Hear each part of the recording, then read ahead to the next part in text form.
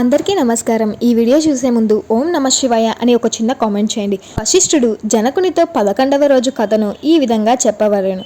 ఓ జనక మహారాజా, కార్తీక మాసంలో శ్రీహరిని ఎవరైతే అవిష పువ్వులతో పూజిస్తారో వారికి చాంద్రాయణ ఫలం కలుగుతుంది. గరికతోనూ దర్భలతోనూ పూజించిన వారు పాప విముక్తులై వైకుంఠాన్ని పొందుతారు.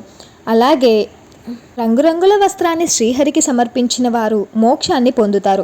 కార్తీక స్నానం చేసి విష్ణు సన్నిధిన దీపమును ఉంచేవారు, కార్తీక పురాణం చదివిన వారు విన్నవారు కూడా పాపములు నశించి వైకుంఠమును చెందుతారు. ఇందుకు ఉదాహరణగా సర్వ పాపాలను నశింపజేసేది ఆయురారోగ్యదాయిని అయిన ఒక కథను వినిపిస్తాను విను అని మొదలుపెట్టాడు.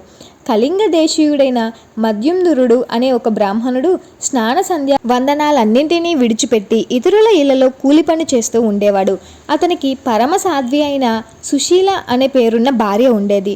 భర్త ఎంత దుర్మార్గుడు అయినా కూడా ఆమెకు అతని పట్ల గౌరవమే తప్ప ద్వేషమన్నది ఉండేది కాదు. ఆమె ఎల్లప్పుడూ పాతివ్రత్య ధర్మమును పాటిస్తూ ఉండేది.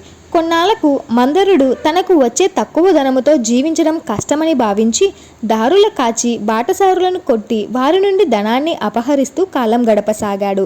ఆ దొంగ సొత్తును ఇతరులకు పొరుగు దేశాలకు తీసుకెళ్లి అమ్మి వచ్చిన సొమ్ముతో కుటుంబ పోషణ చేసేవాడు. అయితే ఒకసారి దొంగతనానికి దారి కాచి ఉన్న మందరుడు దారిన వెళ్తున్న ఒక బ్రాహ్మణుడిని పట్టుకొని అక్కడ మర్రి చెట్టుకు కట్టేసి అతని వద్ద ఉన్న ధనాన్ని దోచుకున్నాడు. ఇంతలో అటుగా వచ్చిన పరమ క్రూరుడైన ఒక వేటగాడు ధనం దోచుకున్న మందరుని, ధనం పోగొట్టుకొని బందీగా ఉన్న బ్రాహ్మణుడిని ఇద్దరినీ చంపి ఆ మొత్తం ధనాన్ని అపహరించుకుపోయాడు. అదే సమయానికి నరవాసనను పసిగట్టి అక్కడకు ఒక పులి వచ్చింది. వేటగాడు పులిని చంపడానికి దానితో కలబడ్డాడు. కానీ కొద్దిసేపటికే పులి, వేటగాడు ఇద్దరూ చనిపోయారు. అలా మరణించిన విప్రుడు, మందరుడు, పులి, వేటగాడు నలుగురు యమలోకం చేరి నరక బాధలు అనుభవించసాగారు. ఇక్కడ భూలోకంలో భర్త మరణ వార్త తెలియని మందరుని భార్య సుశీల మాత్రం నిత్యం అతన్నే ధ్యానిస్తూ ధర్మబుద్ధితో, హరిభక్తితో, సజ్జన సాంగత్యంతో జీవిస్తుండేది. ఒకరోజు ఎల్లప్పుడూ హరినామ సంకీర్తన చేసేటివాడు సకల ప్రాణకోటి యందు భగవంతుని దర్శించే ఒక మౌనీశ్వరుడు సుశీల ఇంటికి వచ్చాడు. ఆమె భక్తి శ్రద్ధలకు అతనికి భిక్ష చేసి, అయ్యా, నా భర్త పని మీద పొరుగురికి వెళ్ళాడు, ఇంట్లో లేరు, నేను ఏకాకిని, ఆయన ధాన్యంలోనే కాలం గడుపుతున్నాను అని చెప్పింది. అందుకు ఆ ముని, అమ్మాయి బాధపడకు, ఈరోజు కార్తీక పూర్ణిమ, ఇది మహాపర్వదినం. ఈరోజు సాయంకాలం నీ ఇంట్లో పురాణ కాలక్షేపం ఏర్పాటు చేయి. అందుకోసం దీపం చాలా అవసరము. దీనికి తగినంత నూనె నా దగ్గరుంది. నీవు ఒత్తిని, ప్రమిదను సమర్పించినట్లయితే ఇంట్లో దీపం వెలిగించవచ్చు అన్నాడు. సుశీల ఆ ముని మాటలకు సరేనని గోమయంతో ఇల్లంతా అలికి పంచరంగుల ముగ్గులను పెట్టింది. దీపారాధన కోసం పత్తిని శుభ్రం చేసి 2 ఒత్తులు చేసి ముని వద్ద ఉన్న నూనెతో వాటిని వెలిగించి శ్రీహరికి సమర్పించింది. అప్పుడు ఆ ముని శ్రీహరిని దీపముతో పూజించి మనఃశాంతి కోసం పురాణ పఠనం ఆరంభించాడు. సుశీల పరిసరాల ఇళ్లకు వెళ్ళి వారందరినీ పురాణ శ్రవణానికి ఆహ్వానించింది.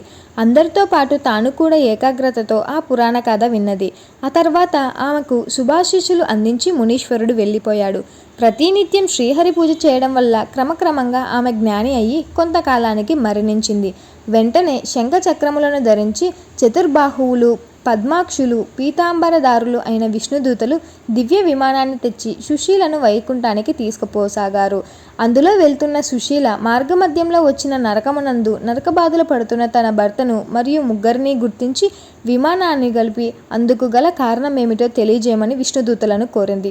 అందుకు వారు, అమ్మ, నీ భర్త అయిన మందరుడు బ్రాహ్మణుడు అయి కూడా వేదాచారాలను మరిచి కొన్నాళ్ళుగా కూలిగా, మరికొన్నాళ్ళు దొంగ అయి దుర్మార్గులైనందున ఇలా నరకాన్ని అనుభవిస్తున్నాడు. అతనితో బాటే ఉన్న మరొక బ్రాహ్మణుడు మిత్రద్రోహి, మిత్రుని చంపి అతని దయతో పరదేశాలకు పారిపోతూ నీ భర్త చేత బందీయుడయ్యాడు. అతని పాపాలకు గాను అతను నరకం పొందాడు. 3వ వాడు వేటగాడు, నీ భర్త చే బంధించబడిన బ్రాహ్మణుడిని, నీ భర్తను కూడా చంపి పాపానికి ఒడిగట్టి నరకం చేరాడు.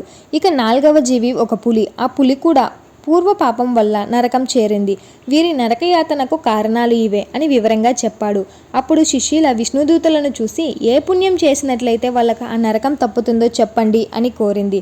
అప్పుడు విష్ణుదూతలు, కార్తీక మాసంలో నువ్వు ఆచరించిన పురాణ శ్రవణ ఫలితాన్ని ధారపోయడం వల్ల నీ భర్త పురాణం వినమని చెప్పటానికి నువ్వు ఇంటికి వెళ్ళి ప్రజలను పిలిచిన పుణ్యానికి ధారపోయడం వల్ల మిత్రద్రోహి అయిన విప్రుడు పురాణ ప్రవచనం కోసం వెలిగించిన దీపానికి నువ్వు సమర్పించిన 2 వత్తుల పుణ్యాన్ని సమానంగా ధారపోయడం వల్ల వేటగాడు పులి నరకం నుంచి విముక్తి పొందుతాయి అంటూ వివరించాడు.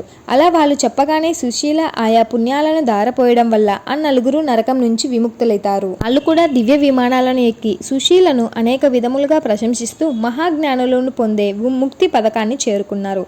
కనుక ఓ జనక మహారాజా, కార్తీక మాసంలో చేసే పురాణ శ్రవణం వల్ల హరిలోకాన్ని తప్పనిసరిగా పొందుతారని తెలుసుకో అని చెబుతూ వశిష్ఠుడు 11వ రోజు కథను ముగించాడు.